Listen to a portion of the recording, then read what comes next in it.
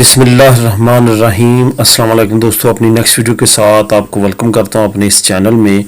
दोस्तों, जैसे कि मैं पहले वीडियो बना चुका हूं कि जब बच्चा पैदा होता है, पैदा होने से लेकर उसको रेजिडेंट कार्ड जो है वो लेने तक कितना टाइम लगता है, कितने टाइम के अंदर करना चाहिए और कौन कौन से डॉक्यूमेंट्स चाहिए, वो मैंने पहले वीडियो बना चुका हूँ इस पर। अब कुछ दोस्तों का कमेंट था कि नेशनलिटी लेने का जो प्रोसेस है वो उस पर वीडियो बनाई जाए, तो उस पर मैंने ये वीडियो बनाई है। तो इस पर इंशाल्लाह ताला इंफॉर्मेशन शेयर करेंगे कि बच्चों के रेजिडेंट कार्ड मिलने के बाद कितने अरसे के बाद आप नेशनलिटी अप्लाई कर सकते हैं, कौन कौन से डॉक्यूमेंट्स चाहिए और अमूमन कितने अरसे में उनकी नेशनलिटी पास हो जाती है और उनकी जो इंक्वायरी वगैरह है, जो उनके डॉक्यूमेंट्स की तफसील है, वो सारी इस वीडियो में बात करेंगे। सबसे पहले तो आपको बताता चलूँ कि जो बच्चे यहाँ पे पैदा होते हैं उनका बहुत बड़ा कोई इतनी छानबीन की उनको ज़रूरत नहीं होती, क्योंकि उनका बर्थ सर्टिफिकेट यहाँ का होता है, यहीं पैदा हुए होते हैं और उनके मुतलका अदारों ने जो है वो तमाम डॉक्यूमेंट्स इशू किए होते हैं, जैसे कि लिब्रो फैमिलिया, बर्थ सर्टिफिकेट, आपका रेजिडेंट कार्ड, ये तमाम चीज़ें। और पतराना तो भी आपकी यहीं की होती है। तो होता क्या है कि ये तकरीबन तमाम अदारे ऑनलाइन हैं, तो वो ऑनलाइन ही चेक करके इसकी तस्दीक कर देते हैं। तो डॉक्यूमेंट्स कौन कौन से चाहिए और कितने अरसे बाद आप रेजिडेंट कार्ड मिलने के अप्लाई कर सकते हैं। यहाँ पे एक दो चीज़ों की कन्फ्यूजन है, काफ़ी फैमिलीज़ में पाई जाती, वो मैं ज़रा आपको बताता चलूँ। 1 साल बाद आप अप्लाई कर सकते हैं। बहुत सारी फैमिलीज और दोस्त ये सोचते हैं कि 1 साल पैदा होने के बाद, 1 साल पैदा होने के बाद नहीं, 1 साल जब आपको रेजिडेंट कार्ड मिलता है, वो इसी तसल्ली में रहते हैं। और कई फैमिलीज तो ऐसी मेरी बात हुई, वो कहते हैं कि हम 1 साल के बाद जो हमने दोबारा से नेशनलिटी अप्लाई करनी है तो हम रेजिडेंट कार्ड नहीं लेते, बल्कि हम डायरेक्ट नेशनलिटी अप्लाई करेंगे। फिर उनको समझाना पड़ता है कि पहले आप कार्ड लेंगे तो नेशनलिटी अप्लाई कर सकेंगे, और दूसरी बात ये कि जब कार्ड लेंगे उस पर जो डेट लिखी होगी उससे आगे 1 साल आपने जो है वेट करना है नेशनलिटी अप्लाई करने के लिए, क्योंकि लीगल होने के बाद जो है वो 1 साल वेट करना पड़ता है। सेम लाइक जिस तरह लीगल होने के बाद 10 साल वेट करना पड़ता है फॉरेनर्स को, सेम उसी तरह का जो है यहाँ पे तरीकाकार होगा। तो अब ये चीज़ तो आपको क्लियर हो चुकी है कि कार्ड लेने के बाद जो है वो 1 साल आपने वेट करना है, उसके बाद आप अप्लाई कर सकते हैं। उसके बाद डॉक्यूमेंट्स की बात आती है। डॉक्यूमेंट यहाँ पे बहुत ज़्यादा ज़रूरी नहीं है, इतने आपके पास ऑलरेडी होते हैं। जो फैमिलीज पाकिस्तान से आई होती हैं उनके पास तो लाजमी तौर पे होते हैं।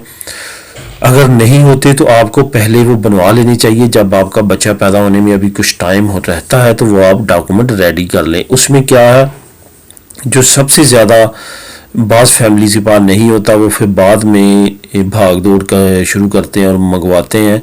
उसमें आपका जो निकाह नामा होता है, जो आपको सर्टिफिकेट दी मैट्रिमोनियो यहाँ पे बोलते हैं उसको, वो लाजमी तौर पे आपके पास होना चाहिए। उसकी जो है वो ट्रांसलेट शुदा होना चाहिए, अटेस्टेड होना चाहिए मेडिट से, और अगर यहाँ से तो यहाँ से, तो इस वजह से आपके पास वो लाजमी होना चाहिए। बहुत सारी फैमिलीज़ को वो मसला बनता है कि उनके पास नहीं होता और ट्रांसलेट हुआ हो, बगैर ट्रांसलेट के नहीं चलता। उसके बाद जो बच्चे की लिब्रो फैमिली है वो आपके पास ऑलरेडी होती है। रेजिडेंट कार्ड वो आपके पास होता है। पदरोन होती है, पदरोन में कॉन्विवेंसिया जो है वो मांगते हैं, कॉन्विवेंसिया भी आप लगाएं, वो बहुत ज़रूरी है। तो इसके बाद अगर आप जो है ऑनलाइन ख़ुद करवाना चाहते हैं तो फिर आपके पास होना चाहिए डिजिटल सर्टिफिकेट। अगर किसी खस्तोर से करवाना चाहते हैं तो फिर आपको ज़रूरत उसकी नहीं होती। तो ये तमाम डॉक्यूमेंट्स आपने लेके, जो बच्चे का पासपोर्ट है वो अंडरस्टूड है वो भी आपने साथ रखना है, और ये लेके तो आपने ऑनलाइन अप्लाई कर देना है। अप्लाई जब आपने करना है तो उस वक्त चंद एक चीज़ों का ख्याल रखना है कि आपने ऑनलाइन ही अप्लाई करना है। ऐसा ना हो कि आप रजिस्टर सिविल जो कि अब कुछ दूर दराज एरियाज़ में अभी भी रजिस्टर सिविल लेके कहती है कि हम बाई डाक भेज देते हैं। जैसे कभी पाइस बास्को की साइड पे ऐसे है कि वो आपसे डॉक्यूमेंट्स लेते हैं, टेस्ट करते हैं, फिर एक अदारे में भेजते हैं, वहाँ से वो फैक्स कर देते हैं उनको मेथड में, और आपको एक छोटी सी ऊपर चिप लगा देते हैं कि ये आपका कोड है तो आपके हमने भेज दिए, बस। इसके अलावा वो बिल्कुल तरीका ना करें, क्योंकि उसके ज़रिए 5-5 साल से लोग जो है वो वेट कर रहे हैं। ऐसा कोई भी ना करें। अब जो नया तरीका है कंप्यूटराइज अप्लाई करने का, उसके सिवा और कोई ना करें, क्योंकि यही इस वक्त फास्टेस्ट तरीन तरीका है। उसके बाद जब आपको वो रेसुवार दो तमाम चीज़ें मिल जाती हैं, आप ऑनलाइन भी चेक कर लेते हैं। पहला स्टेटस आता है कि करेक्टामिनटे आपकी फ़ाइल जो है वो पिजनते हो चुकी है। तो आपने उस जो आपके पास रेसुवार तो मिली है उसको आपने संभाल के रख लेना है। अब एंड पे टाइम आता है कि टाइम पीरियड कितना लगता है बच्चों की नेशनलिटी पे। अमूमन तौर पे जो टाइम पीरियड इस वक्त भी लग रहा है वो मुख्तलिफ लग रहा है। किसी का जो मैं मेजोरिटी ऑफ केस की बात करूंगा, कुछ खुशकिस्मत बहुत जल्दी हो जाते हैं, लेकिन ज़्यादातर के जो है वो 1.5 साल से 2 साल अभी भी लग रहे हैं बच्चों के, जिन्होंने अभी नए तरीके के साथ जमा करवाया।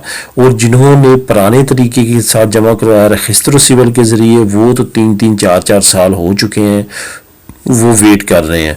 मुझे पिछले दिनों एक दोस्त की का कमेंट आया था, उन्होंने कहा कि हमने 2018 में जमा करवाई है, तो अभी तक जो है वो रजिस्टर से अभी तक हमें कोई भी जवाब नहीं आया। तो मैंने उनसे पूछा कि आपने कौन सा, उन्होंने कहा कि रजिस्टर सिविल के ज़रिए हमने जमा करवाई थी।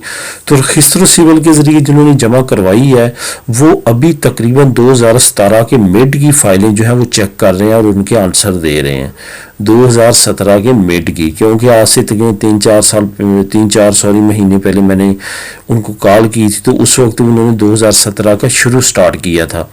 तो अभी मिड पहुंच चुके होंगे। तो मिड से अगर उन्होंने 2018 के शुरू में भी किया है, तो जो मेरा ख्याल है वो 8 महीने से 1 साल उनकी फाइल को और लग सकता है।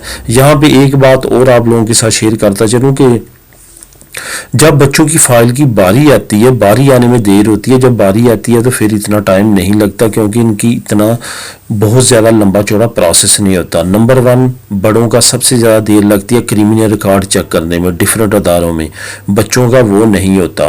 बड़ों का जो हम फार्मर होते हैं, जो बाहर पैदा हुए होते हैं, उनका क्या होता है, उनका मुख्तलिफ अदारों से तमाम रिकॉर्ड चेक किया जाता है, तमाम चीज़ें कन्फर्म की जाती हैं। लेकिन बच्चे जो यहाँ पे पैदा होते हैं, एक तो उनका क्रिमिनल रिकॉर्ड कोई नहीं होता, दूसरा उनका बाकी दूसरा रिकॉर्ड कोई नहीं होता। इस वजह से जैसे फाइल की उनकी बारी आती है उसके बाद इतनी ज़्यादा देर नहीं लगती, बहुत जल्दी वो ओके हो जाती है और उनकी नेशनलिटियाँ पास हो जाती हैं। तो दोस्तों, उम्मीद है कि इस तमाम इन्फॉर्मेशन से आपको कुछ ना कुछ फ़ायदा ज़रूर हुआ होगा। अगर आपके जहन में कोई भी क्वेश्चन हो इस बच्चों की नेशनलिटी से रिलेटेड, इस वीडियो से रिलेटेड, तो लाजमी तौर पर कमेंट कीजिएगा। इंशाल्लाह ताला as soon as possible answer देने की कोशिश करूँगा। दुआ में याद रखिएगा। अल्लाह हाफिज़।